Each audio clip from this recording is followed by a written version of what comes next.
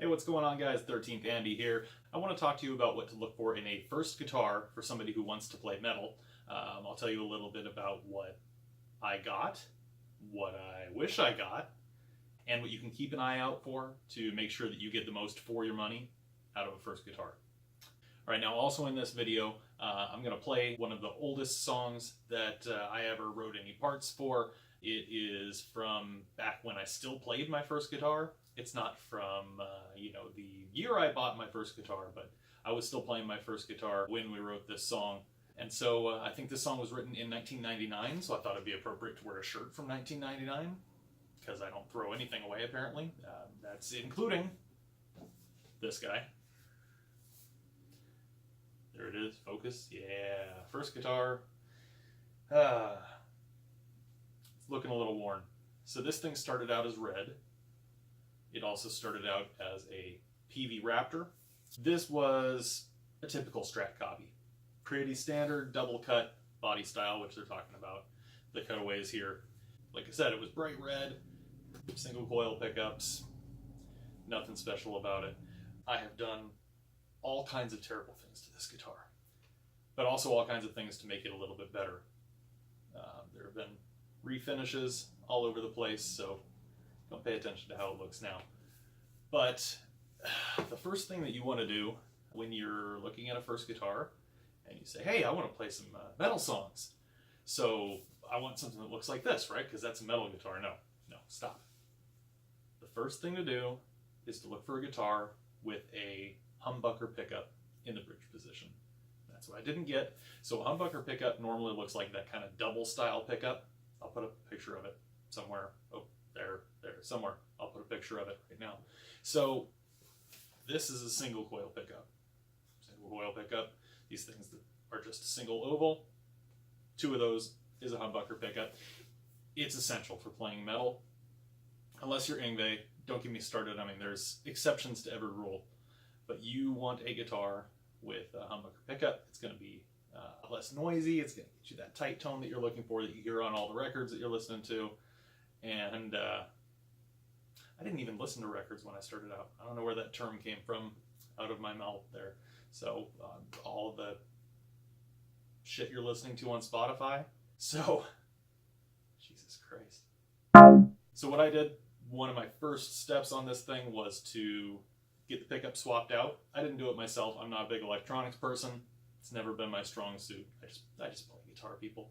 So I didn't want to do a ton of modification to it and spend a bunch of money. So I bought this thing, which is called a Hot Rails pickup. It's by a company called Seymour Duncan. And it is a humbucking pickup in a single coil size. So it's just a drop-in replacement for Strat style guitars for single coils.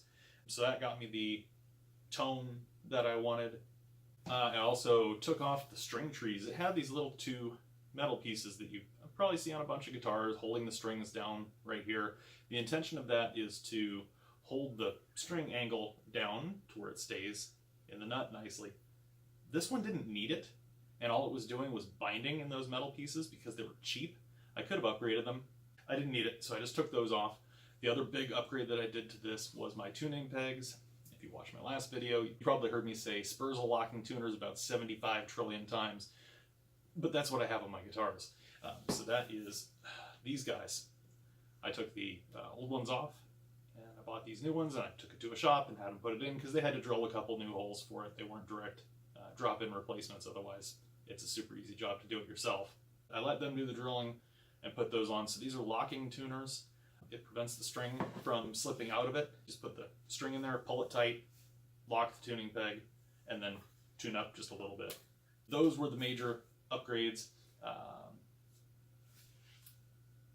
Also did plenty of downgrades, but it's still here. It still makes noise. Something else that you want to keep an eye out for is the amount of frets. If you're going to be playing solos, if you want to be a lead guitar player, and I'll tell you right now, by the way, there's no difference between a rhythm guitar and a lead guitar. That's a common beginner thought. It's just a guitar. But a lot of times the solos are way high up on the higher frets. This thing only has 21 frets. You may want to look for something with 24 frets, which is nice to have. I've got it on my other guitars. Just look for something with a humbucking pickup and something at a decent price point. That's the other thing. I bought this thing in the 90s and I paid $179 for it at a shop that you've seen in a movie. Thank you, guys. Total ripoff. Today, 2019, you shouldn't be paying more than probably $150 for a very beginner guitar, unless you want to start out with something a little nicer. I mean, there's a ton of range you can go to step up incrementally and get a little nicer guitar, get a lot nicer guitar, whatever. But if you just want to get a brand new guitar for a first time player, $150 will get you what you need. If you're keeping it simple, you could probably find something on sale on a good, online sale or something like that, or even at Guitar Center if they're having a good sale. You could probably get out the door for like $120, or get a package or something. That's the other thing. With your guitar amp, your first guitar amp, you want to find something with, well, you want to find something that is a guitar amp. When I got my first guitar amp, I just found a friend that was selling an amp, was like, hell yeah, I need an amp. I can afford that. I'm going to buy it. So I bought it with my own money. Cool. Got it home. I was like, I can't figure out how to turn on the distortion on this thing. I knew what distortion was at the time. I'd heard Metallica. I knew what distortion was, and there's no knob. I can't find a switch. It was a bass amp. That I wasn't familiar with. So I ended up actually screwing myself yet again and making a fabulous decision and going to buy a distortion pedal, which probably would have been fine because I had my eye on, not a metal zone, what was it? A heavy metal pedal, I think it was. When I got to the music store where I took guitar lessons, they were out. They were going to have it in the next week, so I could come in and buy it the next week. That's not how I work. I needed it now. Instant fulfillment, right? So I'll take that one. Put that one right there. It says distortion on there. Don't make decisions like that, kids. Or adults. Nobody make decisions like that. I got a pedal called an Arion distortion pedal. Arion, whatever it was. And it was black with a pink stripe on it. It was the most god-awful sounding thing I've ever heard in my life. But I dealt with that for a while because that was what I bought, and that was all my money. I got a guitar, I got my stupid bass amp, I got my stupid distortion pedal. That was what I had for a little while. And then I got my first actual amp made for guitar as a present, which was very, very nice. It was a Squier Champ 15 guitar amp. Played on that for a while before I started upgrading from there, and you can just go insane with guitar upgrades, and it never, ever, ever, ever, ever ends. Ever. Ever, ever, ever ends. So I think there's only one thing to do, and that would be to let you hear this thing. So I want to play a song, like I was saying. I'm going to play a song from 99, I'm going to wear a shirt from 1999, and I'm going to play a guitar that I had in 1990. Well, yeah, I had it a few years before that. No. Right around there, man. Yeah, a couple of years before that. Anyway. No, wait. Something's not right. Hold on a second. That's better.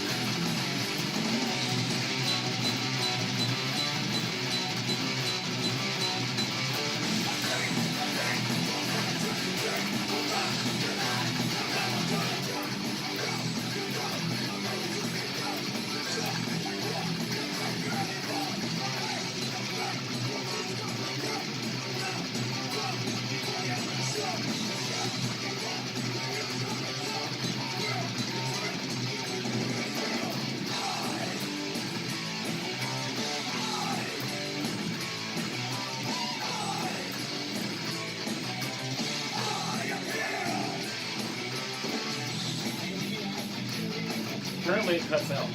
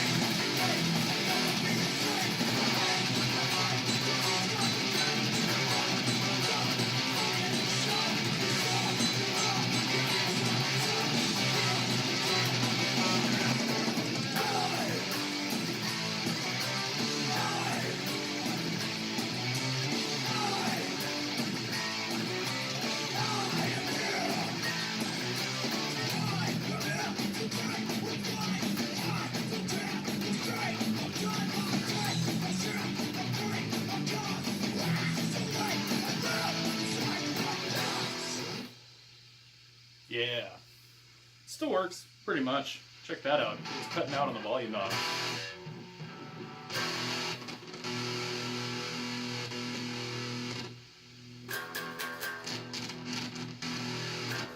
Ooh, that's not good.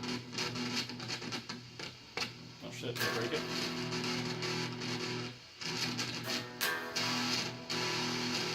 This might go into fucking bloopers.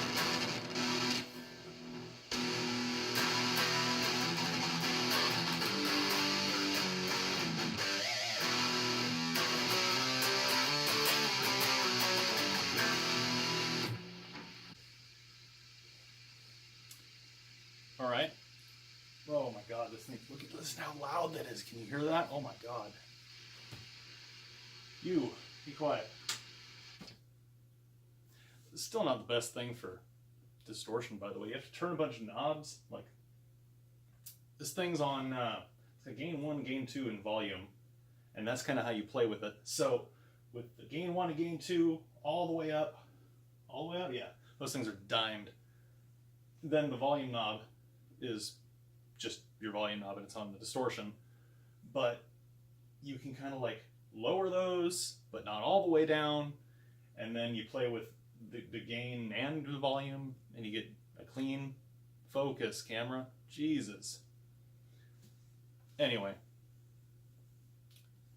that's another tip. Shop for an amp with a foot switch between clean and distortion.